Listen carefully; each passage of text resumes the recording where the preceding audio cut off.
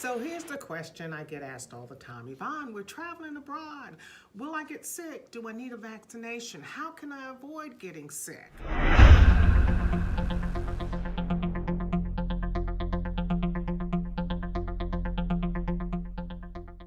I'm Yvonne, your host of Wild Travels, and welcome back to the channel. Please don't forget to subscribe, like, and share. Today, I'm just going to be discussing some broad, common things that I get asked. I do want to make a disclaimer. I am not a doctor. I'm not a nurse.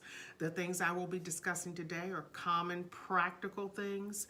You will still need to meet with your doctor, your nurse, a general practitioner, is particularly someone who specializes in travel care, in travel medical services that can customize for you what you need to do. And the more you travel, the more you're susceptible to pick up some type of a bug or a parasite. If you're like me, I'm kind of a homeopathic health nut, so I'm taking super greens all the time. I'm juicing, I detox. So that kind of helps keep my immune system built up.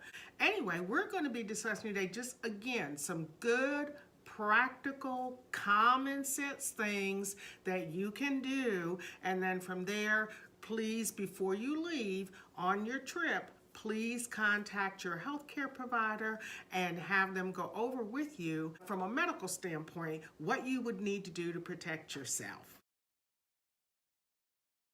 Tip number 1, wash your hands. I know that sounds very elementary, but you would be surprised how many people forget to do that. Wash your hands before eating, after your meal, after using the restroom, and do use hot water. You know, good soapy hot water, you would be surprised. The research shows that the hand hygiene is essential to stopping the spread of infection, and it can drastically reduce chances of diarrhea, vomiting, food poisoning, hepatitis A, the flu even.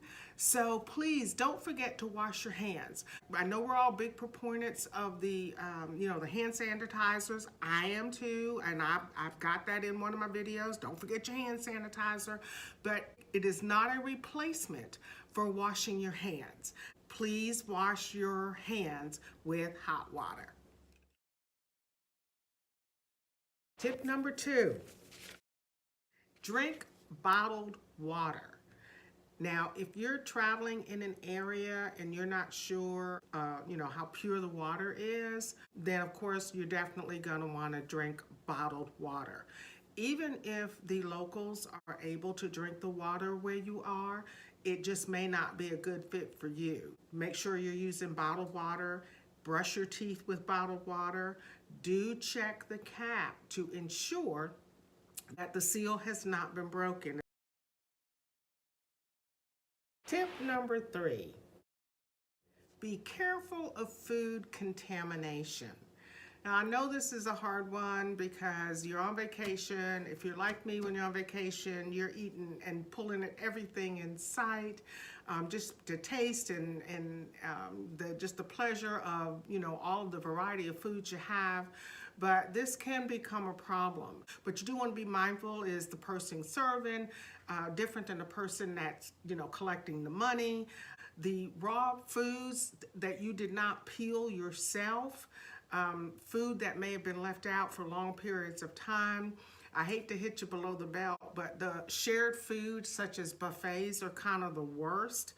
Sometimes the lettuce, you don't know if it's been cleaned in water that, not really purified. So those can be some real challenges for you. Just do be mindful that, food contamination is a big issue when you are traveling. Tip number 4, stay with familiar food. If you're like me, when you're on vacation, you want to delve into whatever the locals are eating. The more exotic, the better, the spicier, the better. And the next thing you know, you don't feel well. Sometimes your body just can't, take that immediate change to something really spicy or something that it's just not used to. So I say kind of just move into it slowly. And I'm preaching to the choir on that one. And if you start to sense that you're not feeling well, it's okay to pull back and just, eat something that, whatever that familiar food is to you, just to make sure and give your body and your stomach a chance to kind of relax again so that you can, as I said, finish out your trip and be able to enjoy all of the exotic things and foods that different countries, have to offer. So go slow, I guess is what I'm trying to say. Go slow with foods that you are unfamiliar with. Tip number 5, stay active. All of our healthcare professionals tell us that the best way to ward off a sickness or a bug is to continue to exercise. It builds our immune system. It's not a guarantee, of course, that some bug or something won't try to attack you, but if we're healthy and we exercise, we have a much better chance of bouncing back and getting back on our feet at a much quicker pace. Tip number 6, protecting yourself from the sun. I recently shared that in a video, a little bit more about that. I think it was 32 things to pack on vacation, where I was out in the desert and I did not have on sunscreen, and I woke up the next morning and I looked like a baked chicken. It's just not a good experience. And for those of you guys that have lighter skin, even worse so. So, and I did share a little bit about the misnomer that those of us with darker skin, you still need sunscreen. You still need to protect yourself against the rays of the sun. It even goes beyond that. I mean, make sure you're hydrated, you have plenty of water, that you're wearing a hat or a scarf, looser clothing. So these are just some of the things that you can do. I mean, you don't want to get out there and get dehydrated and then you have some type of a medical emergency simply because you didn't prepare. So that's why I'm sharing this with you. Again, it's just some practical things. Take plenty of water, cover up, put your sunscreen on, and let's everybody have a good time so that we don't have any medical emergencies while you were on vacation.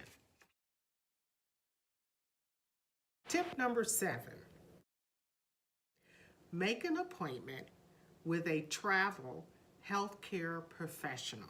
Depending on where you're traveling, you'll need to discuss with your healthcare provider any anti-malarial drugs you may need to take. There's vaccinations that you'll need to discuss with that healthcare provider.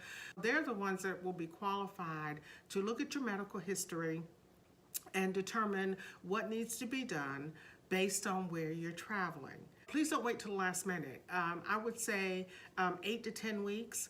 In this way, you will not only be able to travel safely, but you will be able to travel with peace of mind, knowing that you've done all you can do to ensure that you will have a healthy vacation as well as a safe one.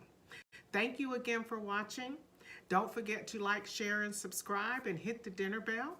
And as always, I say travel safely, and we will see you next time here on Wild Travels.